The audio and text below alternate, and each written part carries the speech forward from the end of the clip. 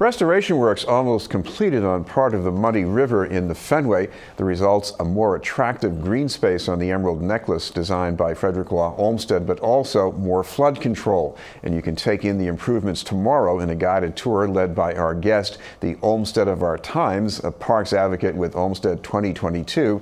Jerry Wright, thank you very much for being with us again, Jerry. Great to be here, Chris. I know your event's also in partnership with the Emerald Necklace Conservancy, but talk about what's different here, because not only does part of the river look better, but there's part of it that was invisible before. Yes, it's an amazing situation. There in front of the Landmark Center now, it used to be the Sears building, and when it was the Sears building, it was a parking lot.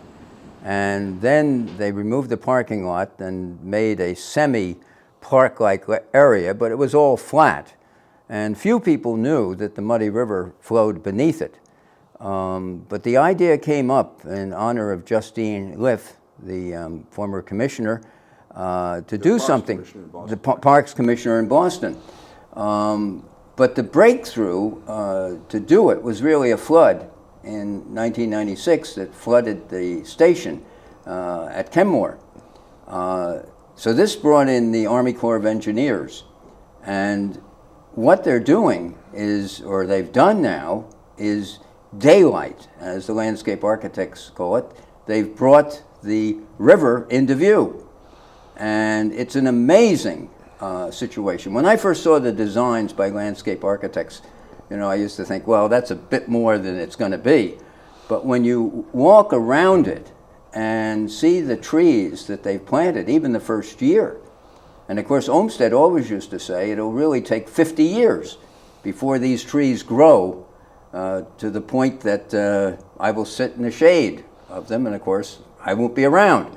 But it is the landscape architects and the Corps of Army Engineers have done terrific work.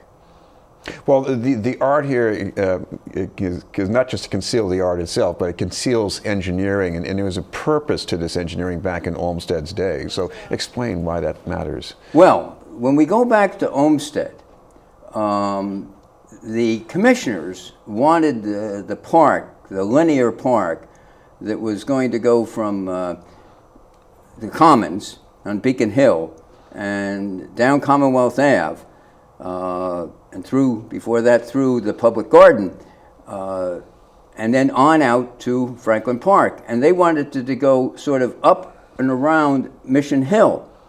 And so Olmsted said, wait, we've got this river. And they said, it's polluted. And he said, that's exactly right, it's polluted.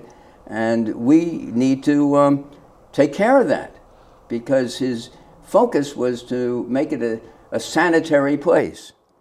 So he said, this is the first thing. We've got to remove the pollution. And so this is what he set about to do. And so they actually dug a whole new path for the Muddy River.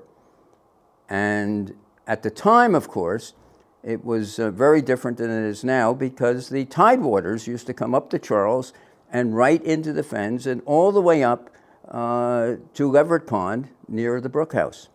We're talking with Jerry Wright from Olmsted 2022. When people go out there tomorrow with you, they're going to be looking at a section that was exposed before, but it's tidied up quite a bit, and everything's nicely arranged. So talk about what's going on with that. Well, the design of it is amazing. I mean, the landscape architects presented some pictures, and I said, there'll be nothing that will look like that. And yet, when you stand there on the bank, and they planted some pretty big trees, 4-inch trees in diameter, and very fortunately, they were exquisitely professional, and they had a terrific watering system, or else they wouldn't be there after our drought this year. But the design follows very closely to the Olmsted design. So they took out the way he had designed the river and the bridges and the plantings.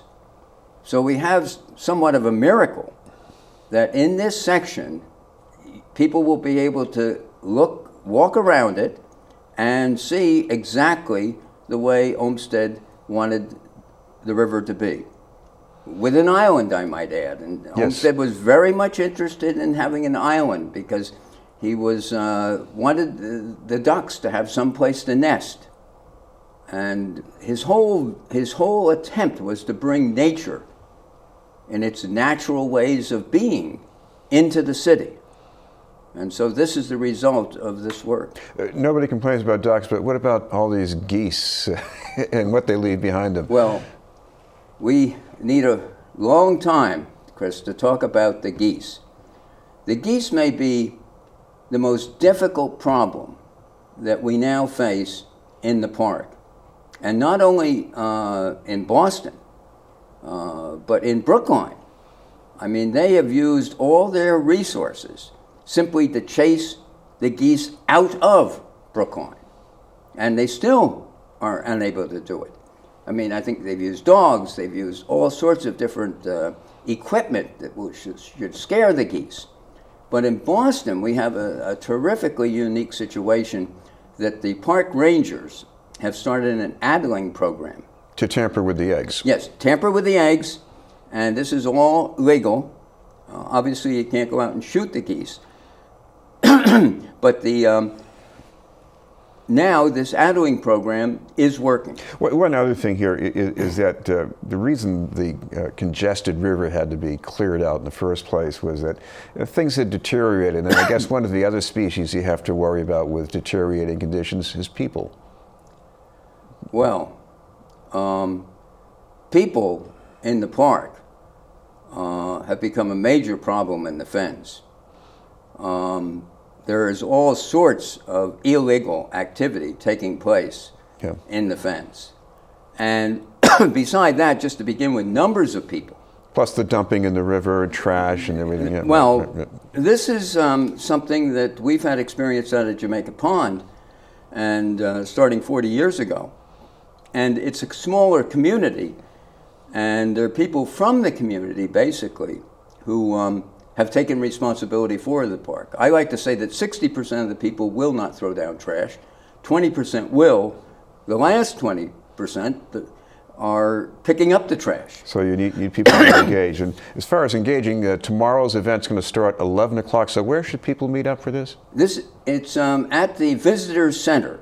It's right next behind where the Forsyth Building and the Museum of Fine Arts, the MFA. Great. And it's on the river side of that. Thank you very much for being with us. Jerry Wright from Olmsted 2022.